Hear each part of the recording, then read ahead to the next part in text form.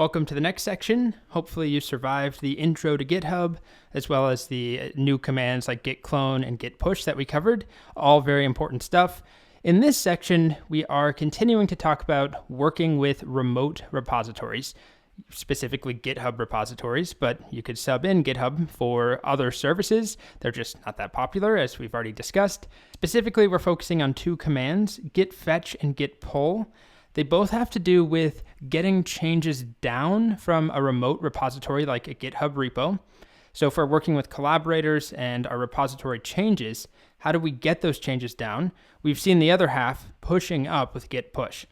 So there's only three topics really that are covered here. They're all connected, something called remote tracking branches, git fetch, and git pull.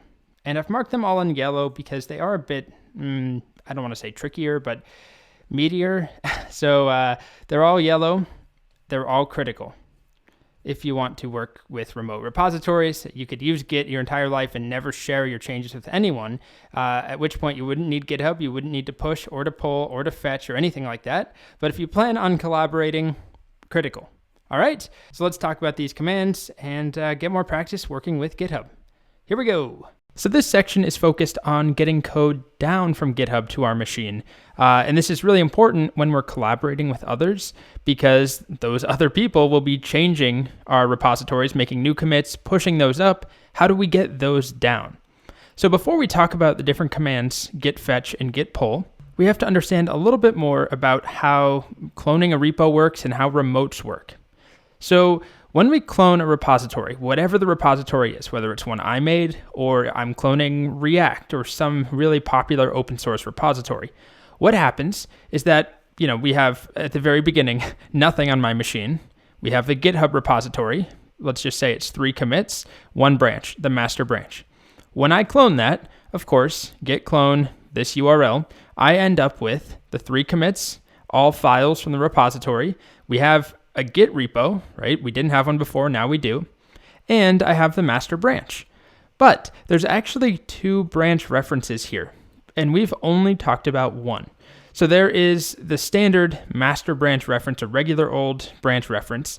And I should mention, this uses master, but whatever the default branch is, when we clone, that's what we end up with. So whether it's main or master or trunk or purple chicken, it doesn't matter. Whatever that GitHub repo has as its default branch, that's what we're going to start with when we clone. Okay, so in this diagram, it's master. We have our regular branch reference, and that acts like any other branch reference. If we add new commits, it will move. But then there's this other thing, origin/master. This is something called a remote tracking branch reference. It sounds complicated, but basically, it's just a pointer in the same way that this is a pointer. But this pointer does not move, or I don't move it myself. It's pointing back to the last known commit on the master branch from the origin remote. So in other words, wherever this is pointing. Just like any other branch reference, I like to visualize them as our repo as a big book with a bunch of bookmarks in there. So these 2 bookmarks will start at the same spot, but they might diverge as I do more work and make commits on the master branch locally. So to reiterate, this term remote tracking branch, think of it as the bookmark or a pointer that remembers at the last time you communicated with this remote repo, here is where the master branch or the main branch or the purple branch was pointing on that GitHub repo, on origin. So they follow this pattern, remote/branch name. So Git names them for us. As we talked about, origin is a very common remote name. So we've got origin master, but that might as well be origin eggplant or upstream. That's another common remote name that we'll talk about. And then logo design, that might be a branch. It could be any remote name / a branch. But just as the example, if we clone a repo, by default when we clone, the remote name will be set to origin. And whatever that default branch name, in this case master, will give us origin master. So we can actually view these remote tracking branches if we use git branch with -r. We can see that branch reference. So I'm going to show you that now. So I'll make a new repository. Once again, just to demonstrate this, I'll call this animals, and I'll make it public. I won't add any files, so I'll just have this animals repository. And I'm going to do something slightly different that we haven't seen before. I'm actually going to create a new file on GitHub so that when I clone it, I get some information along with the initial state of my repo. I'll actually have some files. So I can make changes and make commits on GitHub. So my animals project, I'll have a file called pets.txt, and then in here, I'm just going to keep it really simple. I'll add some of my pets over the years. I've got Rusty and Blue. I've got a cat named Scout. She also goes by the name of Rocket. And I've got some chickens. Okay, so whatever I have in this file, I then need to make a commit, just like I would locally on my machine. I'll just leave it as the default here, create pets.txt. We make that commit. Great. And now we have a file in my repository, and we have one commit. And remember, in GitHub, on GitHub, the default branch name is main. If I don't push up a branch first, if I don't rename it, we'll go with main. Okay, so I'm going to clone this now. I'll copy this URL like we've done before. And then I have a new empty folder, so you can see on my computer, I'm not in a repo, and I'm going to clone. So git clone that animals URL. So we now have this animals directory. And if I type git branch, we have one branch, main. But as we talked about, when I clone something, we automatically get this remote, right? Git remote -v, it's called origin. And then the one branch we have is called main.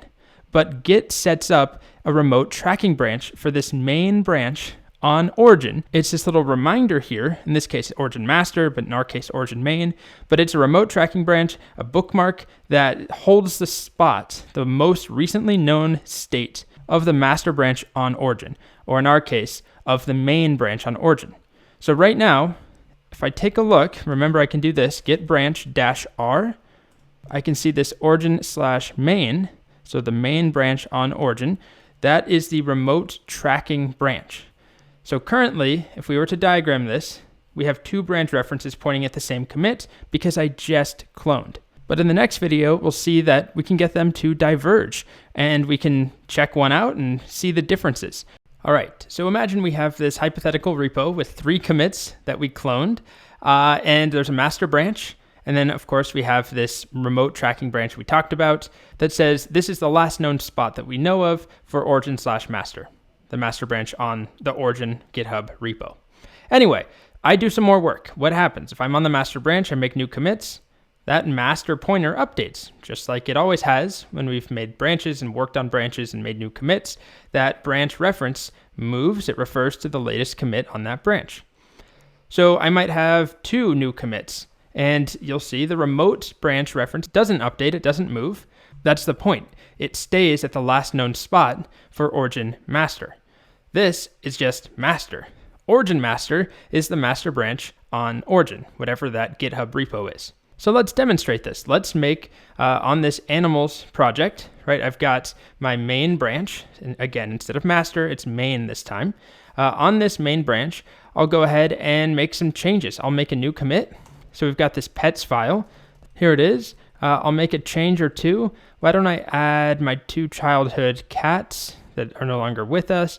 Let's see, we had Monty and Mocha, and then I'll add and commit. So git add pets, git commit -m, add childhood cats. All right, so now we have 2 commits just locally on the main branch. And if I type git status, we'll see something we haven't really looked at or talked about before. This right here. Your branch is ahead of origin/main by 1 commit. In other words, your main branch and origin main were pointing at the exact same thing, just like this, except master. But anyway, your main branch and origin main were pointing to the same commit, but then you made a new commit. And so now you are 1 commit ahead of where origin main left off. That's exactly what it's telling me. So if I do this again, I make another change. We had a tree frog as a kid named George the Frog. What was he? A red-eyed tree frog, I think is what they were called. Really cool looking, but not very friendly pets. Anyway, George the Frog, I'm going to add him. Git add pets, git commit, add George the Frog. All right, So now I type git status once again.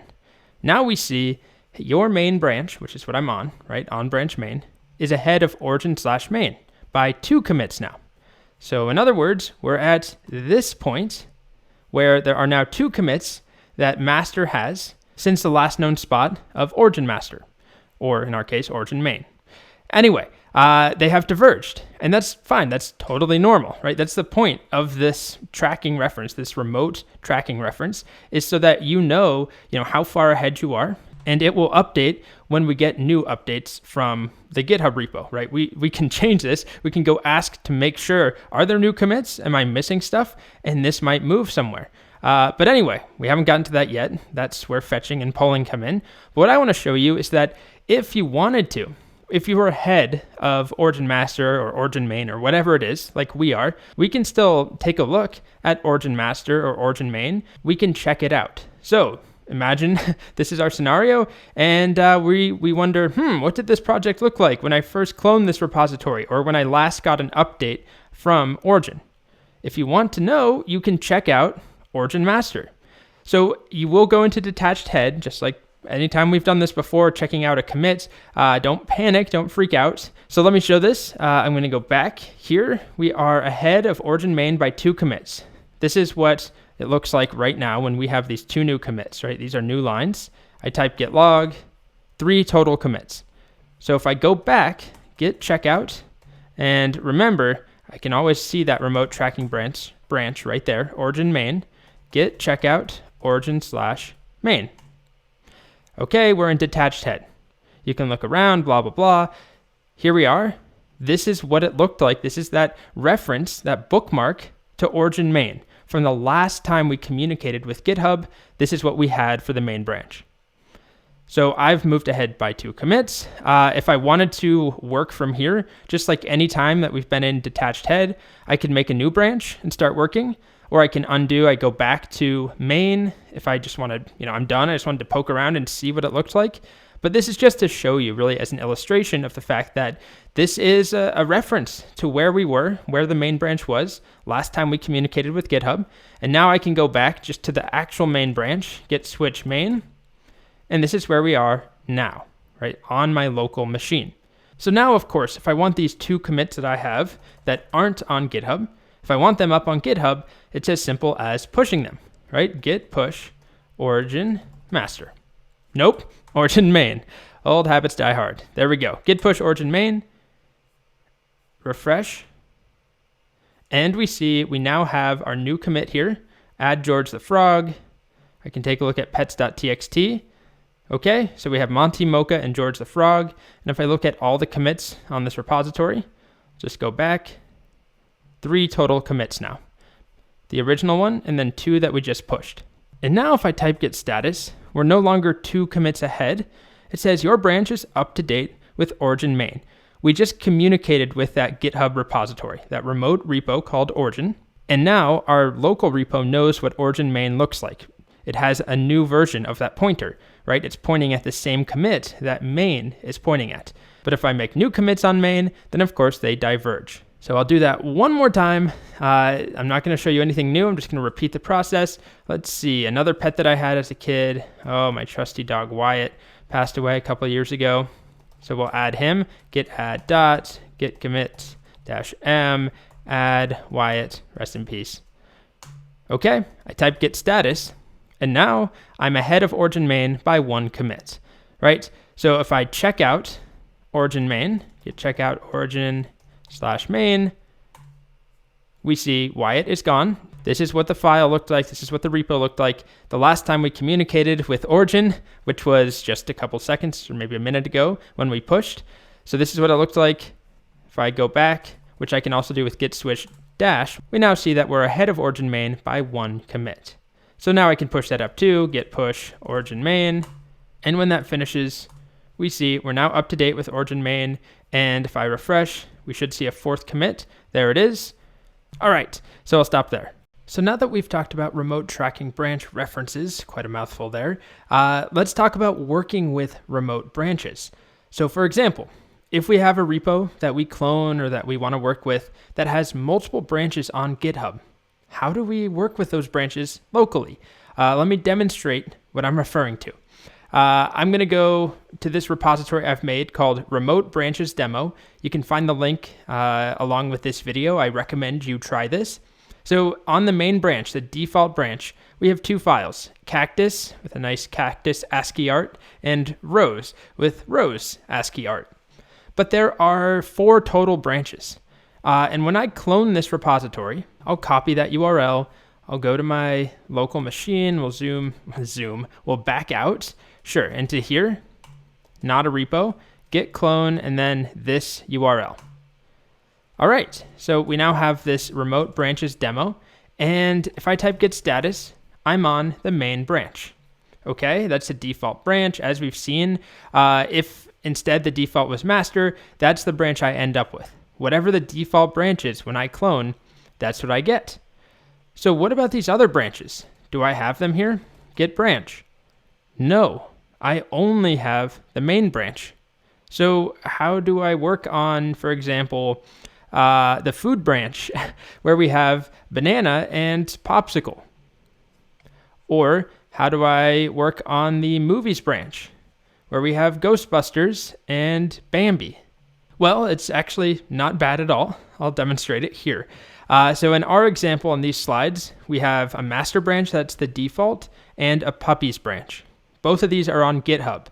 So when I clone that project, I get all the history, all the data, but that does not mean that it's all in my workspace at once. So as we saw, when I typed git branch, we only saw main, or in this example, master.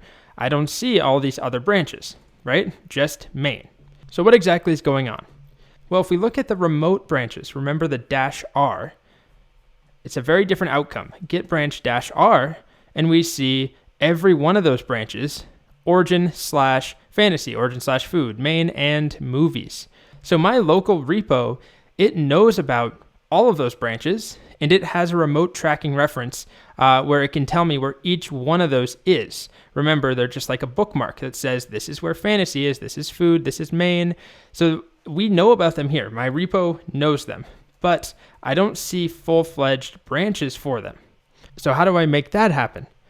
Well, we need to talk a little bit about the relationship between a full-fledged branch and a remote tracking branch. By default, when we clone a repository, let's say in this diagram, it's a master branch that we end up with. That master branch is automatically tracking. It's connected to the remote branch origin/master, right? They're both master. They have the same name. So that's the default behavior. I didn't make that happen. Every time we've cloned something, in our case, it's main, right? On the main branch that we're currently on, we see this sort of message, up to date with origin/main. I did not make that connection myself. I didn't say, okay, Git, there's a main branch here and I want it to be connected to origin/main. That just happened. So we have these other branches that are remote, in our case, it's movies, origin/food, origin/fantasy. In this example, origin/puppies. So how do I make a branch here that is connected to origin/puppies? I want to work on that. So I could check out one of those branches. Check out origin/puppies or check out origin/whatever we have. Let's just take a look. Let's do origin/food. So I can do that. Check out origin/food. Well, I'm a liar. We can't do that. We need git checkout origin/food. And now we're in detached head, but you can see banana.txt and popsicle. And there they are in their glory. We've got banana and popsicle. So I'm able to check those out, but I'm in detached head. It's not the same thing as what we kind of talked about here. What I want is a branch that I can work on that is connected to origin/puppies. Rather than just checking out the remote branch, I want to actually have my own branch here that is connected to it. So the way we do this is actually super easy. Thanks to the new git switch command, we just switch to a branch with that exact same name. So if git detects that we make a branch called puppies and there is already a remote branch called puppies, it's going to just assume that we want them connected. So we can change that, and we could have a branch called puppies that actually is tracking a branch called origin/cats. We can do that ourselves. But by default, we usually want them to be the same. When I do git switch puppies, Git will make me a local puppies branch, and it will automatically set it up to track the remote branch origin/puppies. So I end up with my own branch puppies, and it's pointing, or it's connected to origin/puppies in the same way that master is connected to origin master, or in the same way that main is connected to origin main. So if I go back to main, as we've seen before, right, automatically connected. If I now switch to one of these branches, one of these remote branches that I don't have, like movies. If I switch to movies, which again, we don't have that branch, and normally if I try and switch to a branch that doesn't exist here, we get this, invalid reference, right? I can't just do git switch plants. There is no branch called plants. But if I do git switch movies, take a look at that. I now have a branch called movies set up to track remote branch movies from origin. And it switched me over. So now I'm on the movies branch. And if I type git branch, we actually have movies and main. And if I take a look here, we've got Bambi. Hello, Bambi. So cute. And Ghostbusters. Type git status. And you'll see your branch is up to date with origin/movies.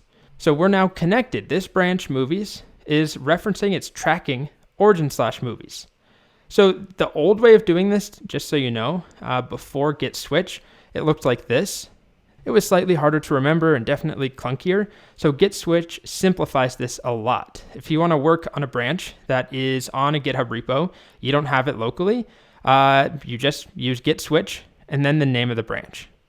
So super simple. Let's try one more example.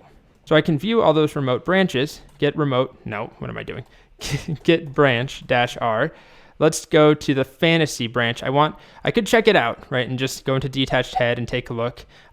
Or I can make my own branch here that is tracking origin fantasy. And that's what I'm going to do. Git switch fantasy.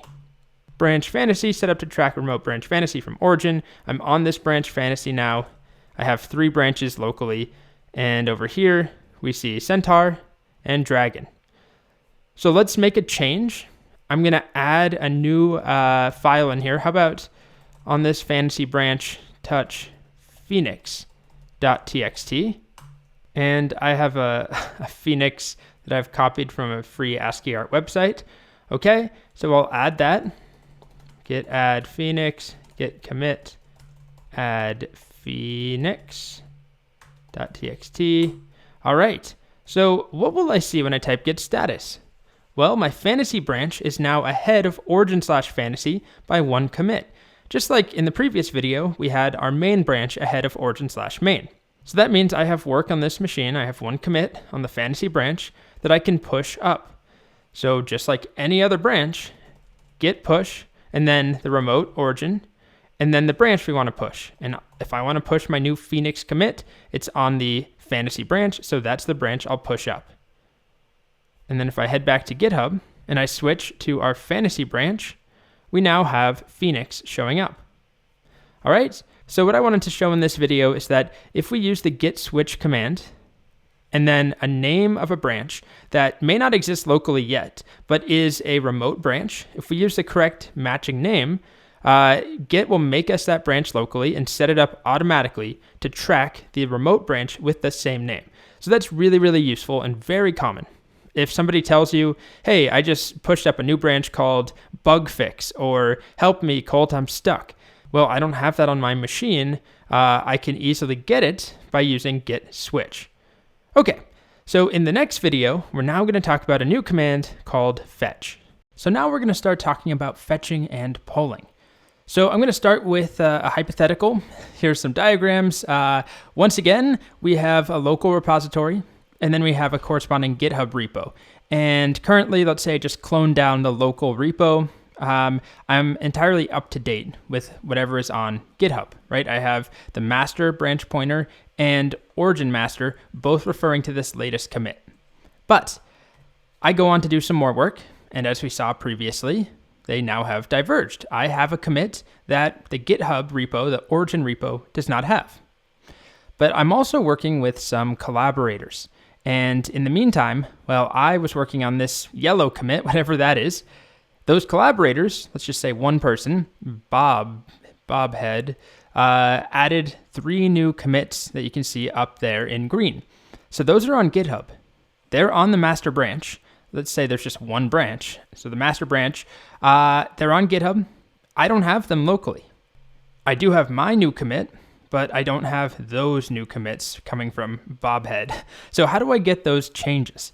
This is where the 2 commands we're going to discuss, fetching and pulling, or git fetch, git pull, this is where they come into play. So here's a diagram that I've put together. It's based on some really common diagrams that you'll see where we have different locations. They're not really physical locations, but we've got our working directory or workspace. We've got the staging area. We've got our actual local Git repository. So something like git add, hopefully by now we know, will stage changes, right? Git add will stage a change, puts it in the staging area, and then git commit takes whatever is in the staging area and then creates a new commit in the actual .git folder, the real local repository. And then we saw that git push will take commits from a local repo and push them up to a remote repo like GitHub, or a GitHub repo rather. So git fetch and git pull down here both go the other direction. There are 2 commands that we can use to get changes, new commits, from a remote repository, from GitHub in our example. So we're going to start with git fetch. Fetching is going to take remote changes, so stuff coming from a GitHub repo, and bring them down to the local repository, not into our working directory. So that is what git pull does. I will illustrate the difference. It can seem a little confusing at first. Fetching allows us to download changes from a remote repo, but those changes are not integrated into our working files. So it's a way of kind of, fetching the latest changes and having access to them on your machine, but without having to merge them into our actual local working directory, without having to mess up our files. So think of it as this last paragraph. Please go and get the latest information from GitHub, but don't screw up what I'm currently working on. So we'll have access to it using this git fetch command. So we specify git fetch and then a remote. The default is origin, so you could just do git fetch. But if you do git fetch origin, it's going to fetch from the origin. If you have multiple remotes, which eventually we may, eventually in this course we will, it will fetch from whatever that remote is. Git will basically request origin and say, hey, origin, is there any changes on this GitHub repo? If so, I want them. We can also specifically just fetch one branch. So git fetch origin master or origin bug fix or whatever the branch is. So here's the same situation from before, right? We have this GitHub repo and a local repo. I'm working on it. I have a new commit in yellow. And then my friend, Bobhead, I think is what I said, added 3 commits to GitHub. He pushed them up. I don't have them. So if I don't want to screw up my local working directory, but I want access to those changes, I can fetch that branch, origin master, or I can just do git fetch and get everything from origin. And what will happen is that origin master, remember these remote branch references, that will update. So I have access, I can look at origin/master to see where is it, what's going on, what do the files look like, I can check it out, but my master branch has not changed in any way.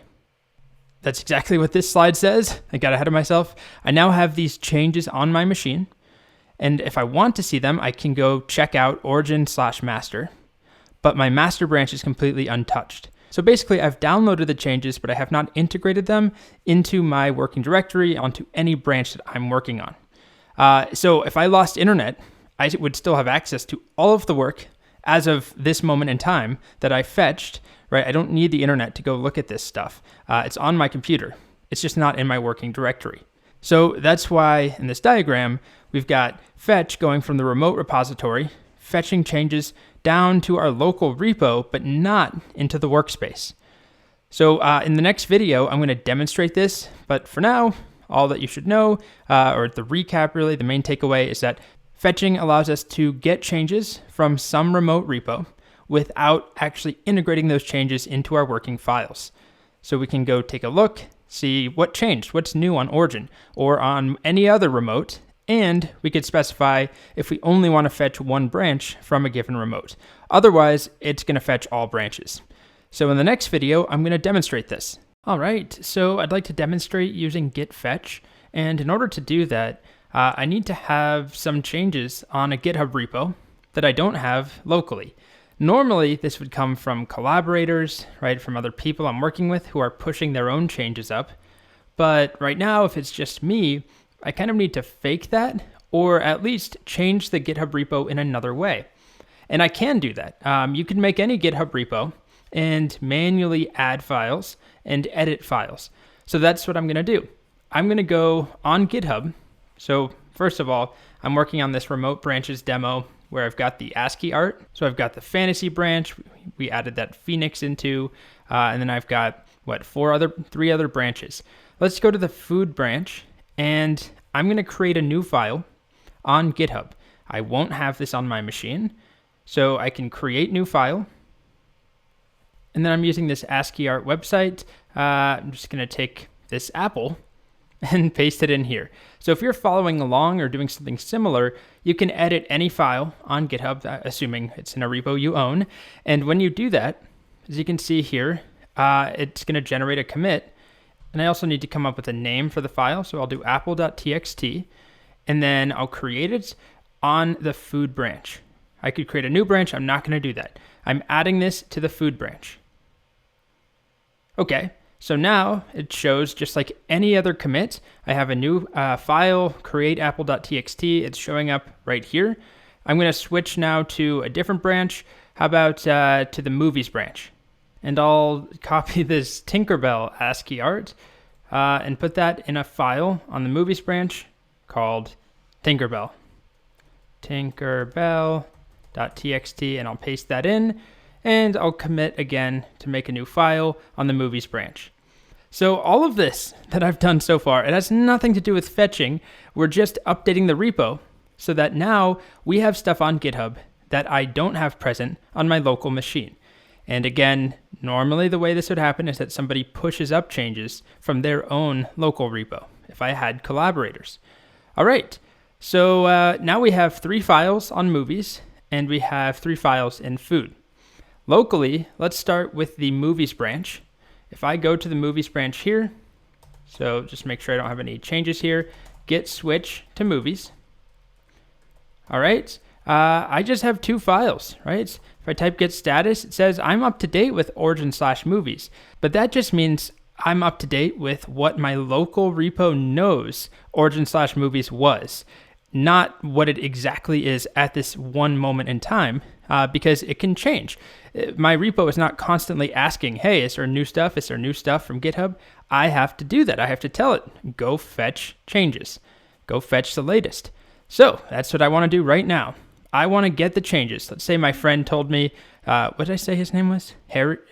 Bob Head? Yeah, Bob Head told me, Colt, I just added to the movies branch. Go fetch the changes. You need them. So git fetch, and then I can specify origin to get all changes, or I can specify one branch, like movies. Normally, I just do git fetch origin, or just even git fetch, because it will default to origin. But if you only want to fetch one branch, then you can specify. So I'm going to do a git fetch, and I'll do origin just to be clearer. We only have one remote, but here we go. Git fetch origin. Okay, doesn't seem like a whole lot happened, right? Well, let's type git status now.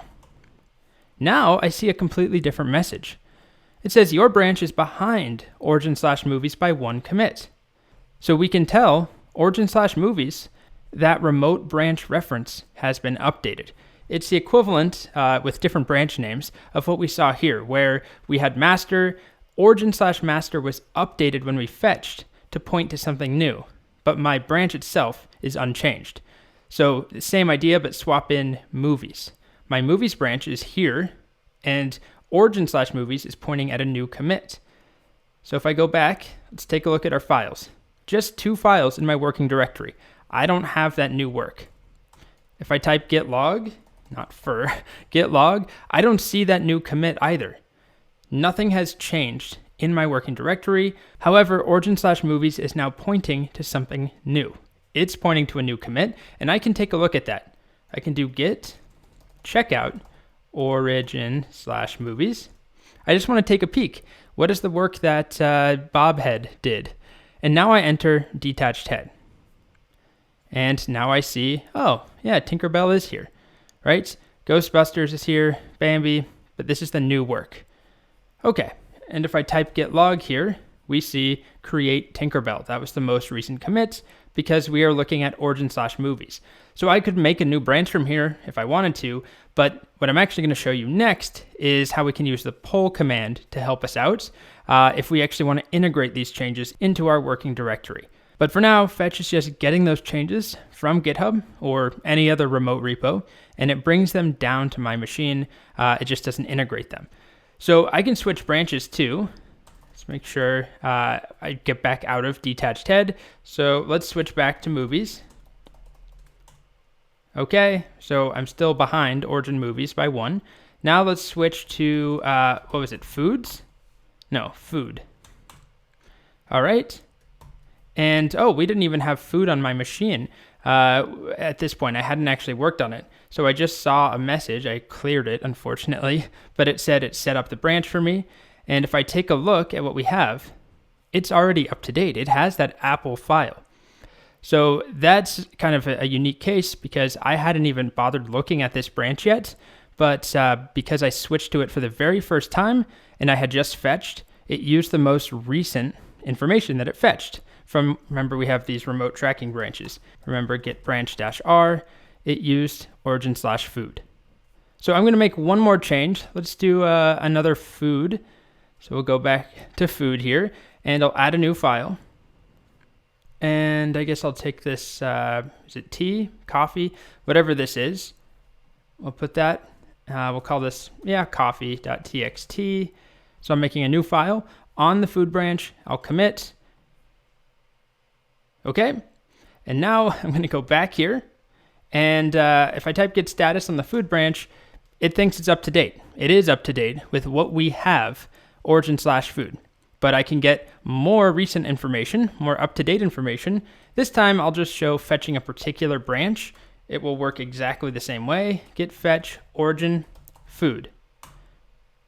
And what we see now is a decent chunk of output. And if I type git status, it tells me, hey, you're on this branch called food, and it's behind origin/food by 1 commit. Just a moment ago before I fetched, it was up to date. Now it says you're behind by 1. So it tells me use git pull to update your branch. That's a sneak peek at what we're going to cover next. But as you just saw, git fetch got me the latest information from that food branch, and now we can take a look at it. So if I inspect, right, we're not looking at the latest version. We're not looking at what we just fetched. This is my working directory. But now, if I check it out, origin/food, detached head, and we see coffee is here. All right, so that's the basic idea of fetching. There are other things, that you would use fetch for. It's not just about updating the particular branch that you're on and getting the latest. Also, it might be that a new branch was created. That's really common. I can make a new branch here just as a demonstration. I'll delete it, but I can make one called, how about more food? Okay, create that branch. I'm doing it on GitHub. So I just made this branch. It's only on GitHub. I don't know about it here. If I do git branch -r, I don't see more food. But as soon as I fetch, git fetch, now it says, oh, there's this thing, origin more food. We know about it now. So if I do git branch -r again, now I have more food. It's exactly the same as my food branch. I didn't change it in any way, so we wouldn't see a difference. But now my computer, my local repo, knows about it. A moment ago, it didn't know about it until I fetched. So using fetch gets you the latest information about some remote repository. It just doesn't automatically integrate those changes into whatever you're working on. Next up, we're going to talk about git pull. So the git pull command is similar to fetch in that we use it to retrieve changes from some remote repo. But the big difference is that pull will actually update our head branch. it updates our working directory. Whatever changes are retrieved or pulled down from GitHub or some other remote repo will be integrated into our local repo and our working directory. So think of it as, okay, Git, go and download the latest commits from GitHub and immediately update my working directory with those changes. You can kind of think of it as a git fetch plus a git merge.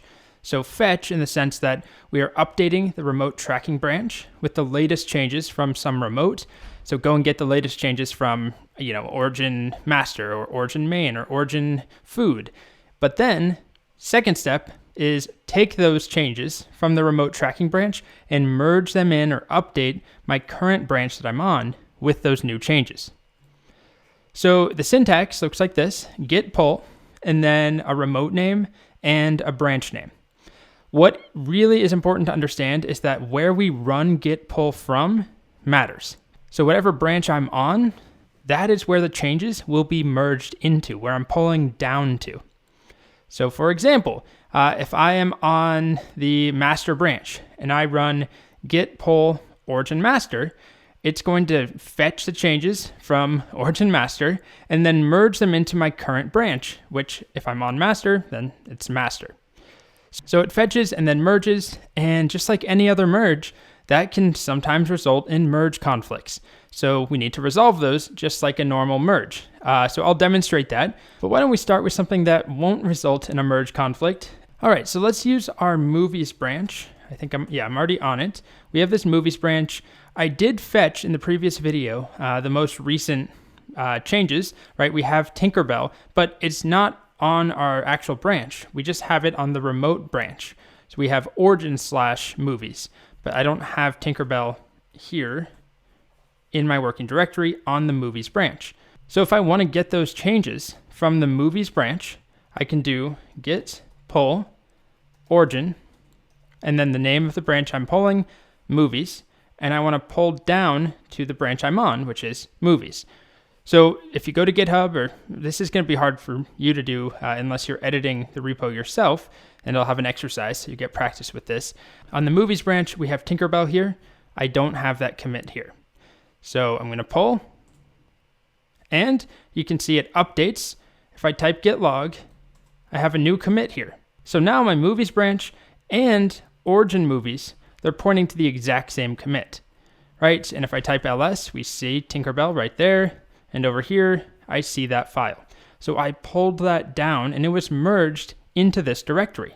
So I'll do one more demo. I'll update the fantasy branch. I'll add another file, just like this. It's a Cyclops. I'll call it cyclops.txt. Again, this is on the fantasy branch. We're simulating somebody pushing up changes, some collaborator. So now we have that Cyclops file. I don't have it locally. I'm on the movies branch, but I'm going to switch to, what did we call it? Is it fantasy? So if I want to get the Cyclops file, all I need to do is git pull and then origin fantasy. Okay, let's take a look. You can see it says create mode Cyclops. That means it created me Cyclops file. We see it here, and over here, we have access to it. All right, so that's really the core mechanic of pulling. What I'm going to show you in the next video is that merge conflicts can arise and often do if you're working on something that somebody else also pushed some changes to. So that's coming up next. So as I've said a couple times, pulls can result in conflicts. It's not a horrible thing, just like any merge conflict, we can resolve them. But sometimes you might have some work locally that is not on GitHub, and GitHub might have some commits that you don't have locally. So when you pull down, there may be conflicts. For example, if we're working on the master branch, I've made this new change, a new commit in yellow. And at the same time, my collaborator, Bobhead, made 3 green commits and pushed them up to GitHub. When I try and pull down, right, I pull those new commits down, git pull origin master.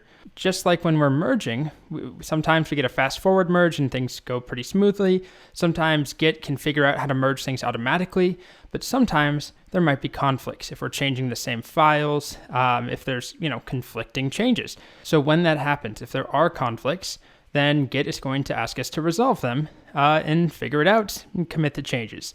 So I'll demonstrate that. I've set up, well, I have the food branch, right? On this food branch, I have this coffee file that I added. We'll say that my friend added it and pushed it up to GitHub. I don't have it locally. If I switch to food,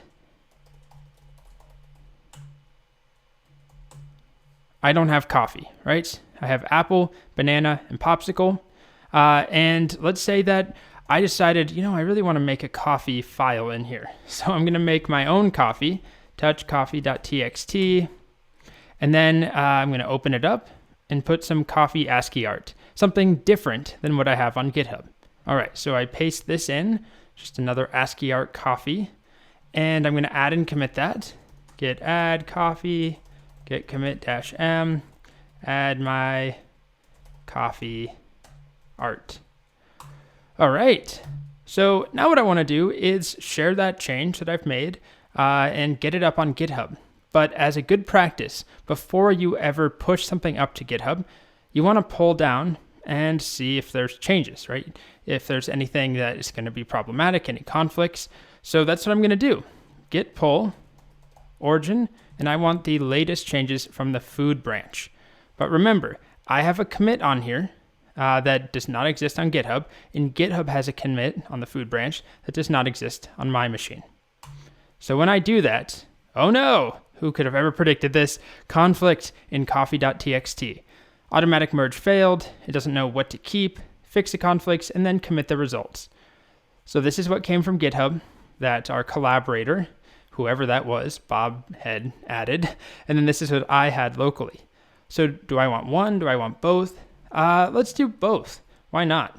So I'll keep that. Remember, I can also use the VS Code, just accept both changes button. That makes it easy. I'll save. So I've got that. Now go back here. I need to make sure that I add the changes. So git add coffee, git commit, and we'll just do something boring like fix merge conflicts. Okay. And now we've merged together everything, but we see something that we didn't see before. Your branch is now ahead of origin/food.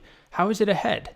Well, the reason it's ahead is that we have this commit and the merge commit, and those don't exist on GitHub, right? This is why we want to pull down first, merge anything if there are problems, and now I can push up to GitHub, and there won't be conflicts unless somebody happened to change GitHub, add new commits or something in the meantime, the last 30 seconds or so.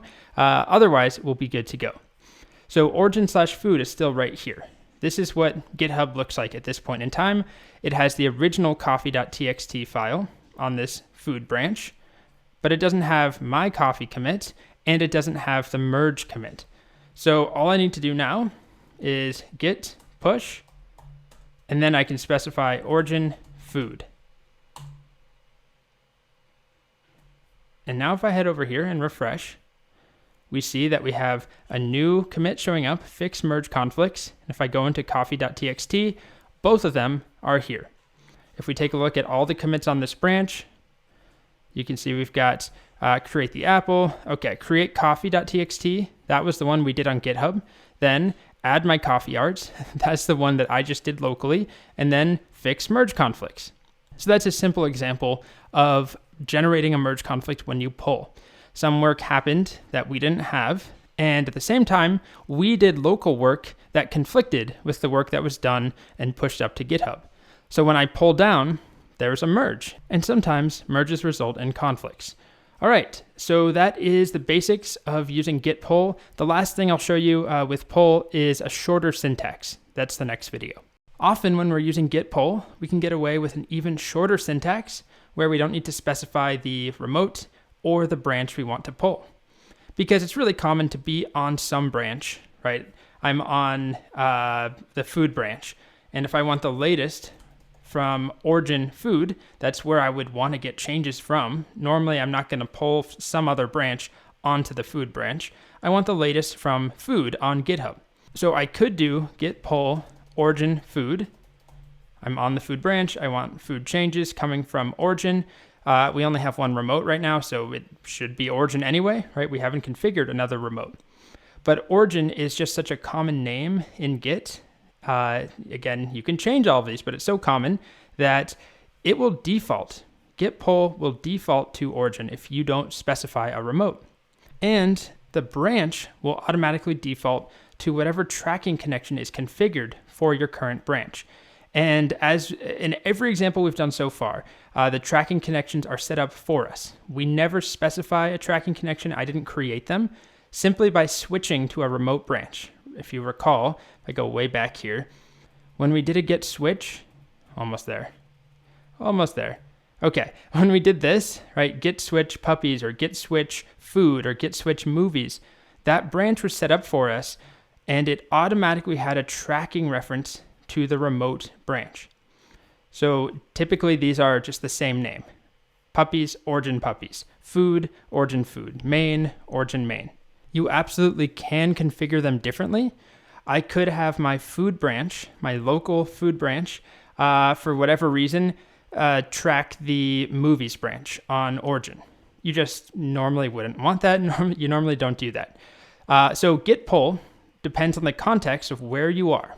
If I'm on the master branch and I run git pull, Git will automatically default to origin as the remote and master because I'm on the master branch and currently the tracking branch, the default value is origin master.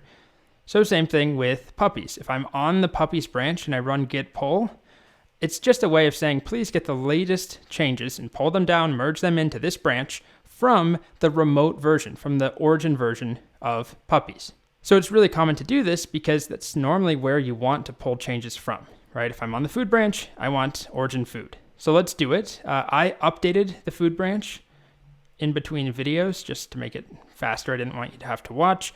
I added a T file. All right, I don't have that locally. I'll just prove it, right? We don't see T. We have coffee, but no T. If I do git pull, it pulled the food branch from origin. I see the T file right there. I can view it. If I do git log, I have that new commit. One more example. I updated the fantasy branch. I added a new file, Griffin. There it is. I don't have that. If I switch to fantasy, git switch fantasy. Okay, I don't have that new Griffin file. You can see over here, it doesn't show up. I could do git pull origin fantasy or just rely on the default git pull. And now I have it. It shows up there and here it is. So if you want, you can use that syntax of typing out origin and typing the branch name. Sometimes you need to use that syntax. For example, if you have multiple remotes, which we will, we'll have an upstream and an origin. So sometimes we don't want to default to that origin. But for now, really, most of the time, you can just use git pull, assuming you want to update the puppies branch with the changes from origin puppies, or the movies branch with the changes from origin movies. All right, so that about wraps up fetching and pulling. Hopefully this diagram makes more sense now. When we fetch, we're getting changes from a remote repo, but they're not integrated into our workspace. When we pull, we get those changes from the remote repo, and then they are merged into our current head branch. Where we pull from matters. And that brings me to the last slide. Fetch gets changes from a remote branch or branches, updates the remote tracking branches with the changes, does not merge anything into your current head branch, and it's safe to do it anytime. It's not going to screw up any work that you're doing. Git pull, on the other hand, also gets changes from remote branches, but it updates the current branch with the new changes, merging them in. And it can result in merge conflicts. It is not safe to do it anytime, meaning that you can have conflicts. You can have changes integrated into your working directory, conflicting with work that you had been working on. So not recommended to do if you have uncommitted work. All right, so that's fetch and pull.